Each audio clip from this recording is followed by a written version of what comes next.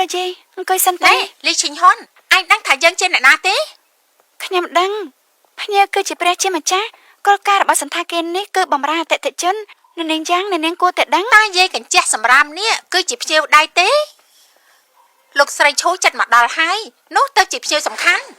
ទោះជាភ្ញៀវសំខាន់មិនគួរបញ្ជាពេលអាហាររបស់អតិថិជនចេញកំងតែជូសេក៏មានភ្នែកយ៉ាងម៉េច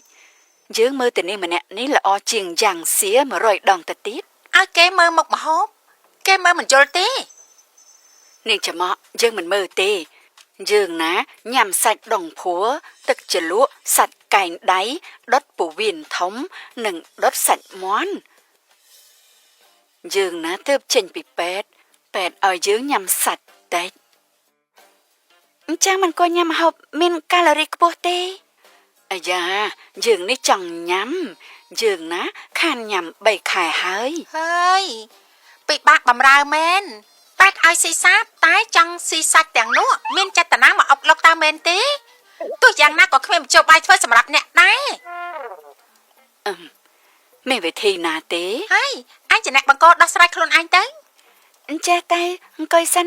ចាំខ្ញុំលើកម្ហូបឲ្យហើយ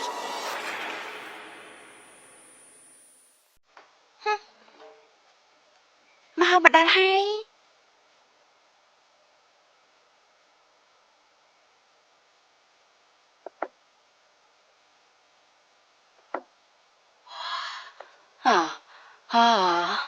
ពងទាប្រហិតសាច់ទាសាច់កងានឈ្ងុយណាស់ហើយយ៉ាពេនមិនឲ្យយើងហូបសាច់ត្រីហើយនឹងសាច់ទេលើទេខ្លួនឯងរវល់កន្លះថ្ងៃហើយគេមិនយល់ចិត្តឯងទេនេះចំជារវល់អត់បានប្រយោជន៍មែនលើយីកុំបញ្ញាប់ពេករបស់នេះខ្ញុំធ្វើឲ្យអ្នកជាតិពិសេសខ្ញុំធ្វើសុទ្ធតែម្ហូបបួសម្ហូបបួសចុះមិនក៏ដូចជារបស់ពិតម្ល៉េះអ៊ំស្រីឆាប់ភ្លក់មើលទៅ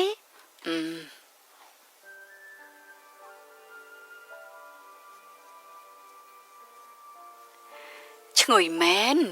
យើងយូរហើយមិនដែលបានញ៉ាំម្ហូបបួសឆ្ងាញ់បែបនេះទេ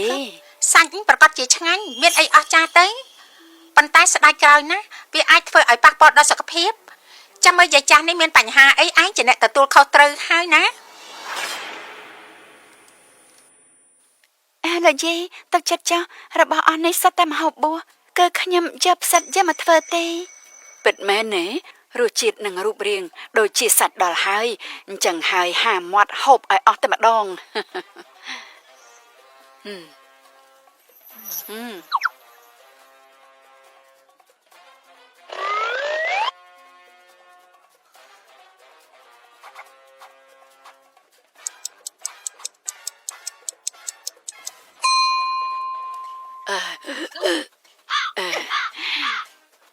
អ្នកនាង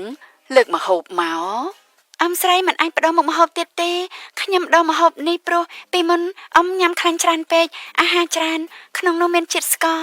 និងកូលេស្តេរ៉ុលច្រើនបានខ្ញុំស្ដាប់ឯងម្ហូបថ្ងៃនេះឆ្ងាញ់ជាងគេតាមដែលយើងធ្លាប់បានហូបច្រើនឆ្នាំមកនេះបានហើយបើញ៉ាំរួចហើយគិតលុយឲ្យឆាប់ទៅអញ្ជើញមកបង់ថ្លៃទីនេះចាអាយ៉ាយើងចេញមកបញ្ញាប់ពេកភ្លេចយកលុយមកបាត់ទៅហើយខ្ញុំថាឯងគ្រាន់តែនិយាយចាស់សម្រាមម្នាក់ចង់ខ្ជិលមិនចង់ឲ្យលុយ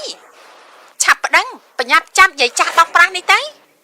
យើងមិនមែនអ្នកបោកប្រាស់ស៊ីអ៊ីទេយើងជាយាយរបស់ឈូសៀវ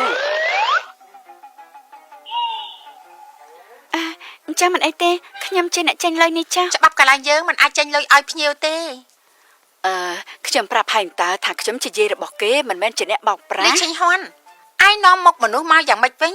បន្លំធ្វើជាអ្នកណាមិនបន្លំធ្វើជាលោកស្រីឈូឯងទេទៅរកគេភ្លាមទៅយាយឯងហ្នឹងជាអ្នកណាដែរឲ្យខ្ញុំទូរស័ព្ទទៅរកមិនមើលសម្លៀកបំពាក់របស់ខ្លួនទេអីទៅប្រាប់សន្តិសុខឲ្យនាំគេទៅប៉ូប៉ូលីសទៅកុំនាំគាត់ទៅអីទៅគាត់អាចធ្វើជាអ្នកអនាម័យឬក៏ទុកលេងចានក៏បានមិនបានទេរឿងនេះមិនអាចចាប់ត្រឹមនឹងទេលោកស្រីឈូមកដល់ហើយបើអុកឡុកទៀតនោះនាំតែមើលមកមិនល្អនោះទេដឹងទេហេណែហើយណាហើយចុះចាំយើងជួបលោកស្រីសិនបន្តិចទៀតចាំគិតមកជេរជាមួយពួកឯង មេកាអាលីមនិយាយថាលោកស្រីឈូបានមកដល់ហើយហេតុអីក៏យើងមិនឃើញមើលទៅគាត់មិនពេញចិត្តកន្លែងនឹងហើយទៅមិនលេចមុខមក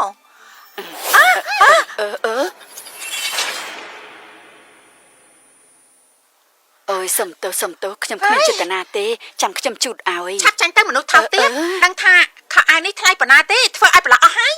ឯងវាយយើងបើវាយឯងតែយ៉ាងម៉េចនៅរឿងច្រើនមែនទេអេនាយកយ៉ាងហេតុអីបានជាវាយគាត់ពិតជាគ្មានចេតនានោះទេគេធ្វើឲ្យប្រឡោះអាវខ្ញុំតែខ្ញុំទៅជួបលោកស្រីឈូបានយ៉ាងម៉េចទៅ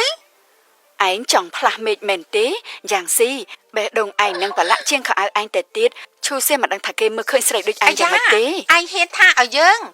ងនឹងវាយឯងនេះឯងការពារគេទៀតយើងនឹងវាយទាំងឯងដែរនេះនាយកយ៉ាងនេះនិយាយមានហេតុផលតិចតែបានទេហេតុផលខ្ញុំគឺអនាគតប្រពន្ធរបស់ឈួយសានៅទីនេះខ្ញុំជាស្ដេចគួរអស់សំណែកណាយើងប្រាប់ឯងជឿទេថាសម្ដីមួយម៉ាត់របស់យើងនេះមិនអាចឲ្យឯងចូលគ្រួសារឈួរទេឯងគំរាមយើងទៀតយើងនឹងចាត់ការឯងឲ្យស្លាប់ឯងមិនមែនតកូលយ៉ាងទេឯងចេញទៅចេញទៅ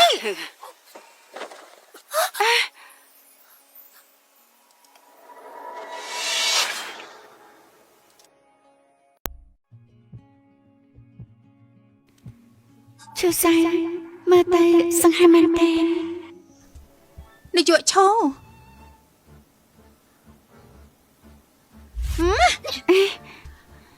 នាយកឈោគឺស្រីចាស់នេះធ្វើឲ្យប្រឡាក់ខោអាវខ្ញុំអស់ស្រីចាស់ហ៎មែនហើយគឺគេនឹងហើយស្លៀកពាក់ខោអាវរហែកឲ្យមកហូបអាហារនៅមានលីឆេងហ៊ុនម្នាក់ទៀតឲ្យគេមកជួយការងារក្នុងផ្ទះបាយបន្តិចទៀតយាយចាស់នេះមករំខានតើគិតយ៉ាងម៉េចទៅមិនមែនទេគឺគេនៅវាយអ៊ំមួយកភ្លៀងទៀតលោកយាយមិនអីទេលោកយាយយើងមិនស្លាប់ទេតែឯងគិតមើលទៅភ្នែករបស់ឯងនេះមិននឹកស្មានថាខ្វាក់បែបនេះទេមើលឃើញស្រីបែបនេះជាស្រីចិត្តអាក្រក់លោកយាយនេះជាការយកច្រឡំទេលោកយាយខ្ញុំមិនដឹងថាលោកយាយក្រែងឯងថាយើងនឹងជាមនុស្សបោកប្រាស់ហើយគឺមកពីលិចឆេងហ៊ុនគេបន្លំខ្ញុំគេឲ្យលោកយាយមកផ្ទះបាយទៀតមិនក៏ឯងនិយាយបែបនេះបានហើយយើងមិនទាន់ល្ងើទេយ៉ាស៊ីឆាប់សុំទោសលោកយាយទៅ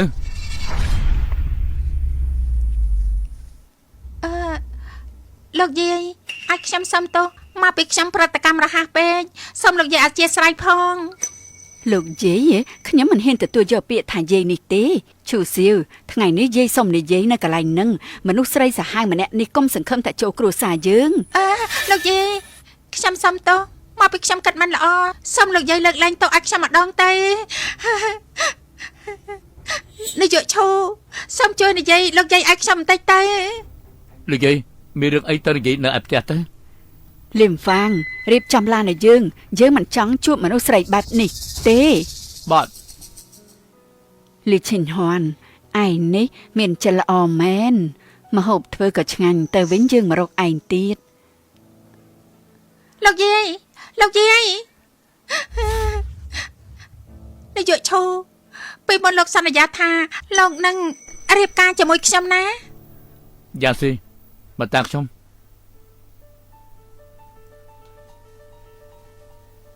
ខ្ញុំមិនក៏មានអារម្មណ៍ចាប់យឺនម្លេះដាំដៅអីខ្ញុំគ្មានទេប៉ុន្តែខ្ញុំចាំបាននាយកឈូយើងអាចទៅសួរគេដោយផ្ទាល់បានតើមិនអាចជាគេស្អែកថ្ងៃកំណត់របស់គេឱកាសល្អហើយលោកនាយកកំខឹងអីខ្ញុំគ្រាន់តែចង់ឲ្យលោកយាយគាត់ចាប់អារម្មណ៍ជាពិសេសខ្ញុំគ្មានបំណងអាក្រក់ទេមិនថាយ៉ាងណាទេតំណាក់តំណងយើងចប់ត្រឹមហ្នឹងមានន័យថាម៉េចហ្នឹងលោកបោះបង់ខ្ញុំហ៎យើងគ្មានមនុស្សចេតនាអីគ្នាទេខ្ញុំចង់រកពេលនិយាយជាមួយនាងឲ្យបានច្បាស់លាស់រឿងមួយនាងចង់បានអីពីខ្ញុំបំពេញបំណងខ្ញុំមិនយល់ស្របទេលោកថាទទួលខុសត្រូវតែទទួលខុសត្រូវសូមទោសផងណា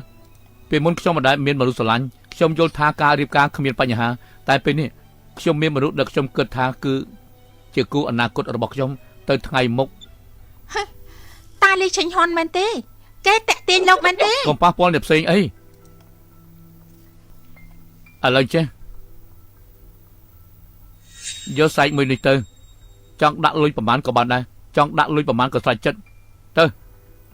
ណានាងយ៉ាង លោកឈូលោកមិនអាចធ្វើបែបនេះដាក់ខ្ញុំទេលោកឈូ ដោះស្រាយរឿងយ៉ាងស៊ីរួញខ្ញុំគួរតែទៅស្រឡាញ់លីឈីងហ្វាន់ហើយ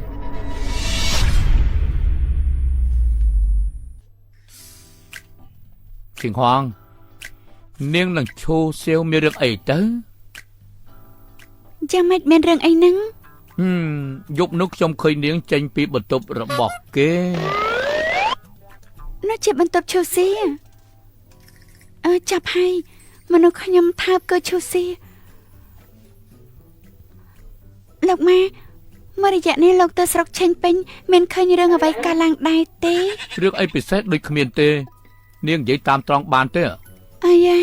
គឺចង់និយាយថានៅក្រៅខ្នងមានស្នាមដៃដែរទេ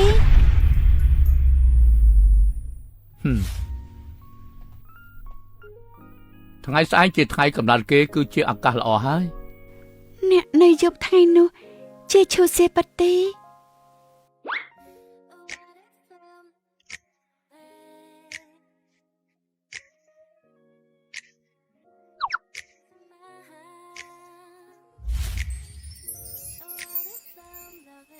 បងឯងមួយនេះអាចនឹងស្រួលនិយាយគ្នា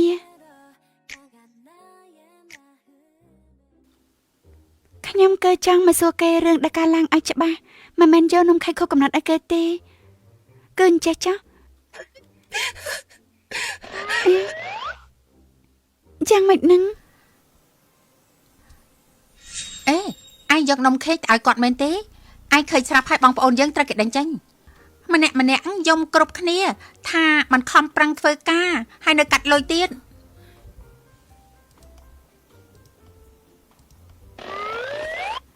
ខ្ញុំថាខ្លួនខ្ញុំតែវិញមានតែសុវត្ថិភាពច្រើនជាង ក្រែងនាងយកនំខេកមកហ៎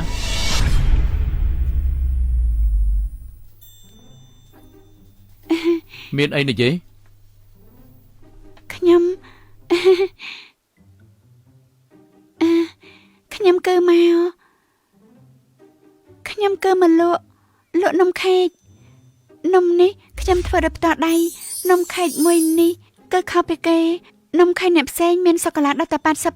80% បន្ទាប់មកផ្នែកខាងលើវិញខ្ញុំរៀបចំដល់តែ 7 ម៉ោងឯណោះយកដល់មុខមាត់លោកពេលនេះគឺយកតែ$2ទេ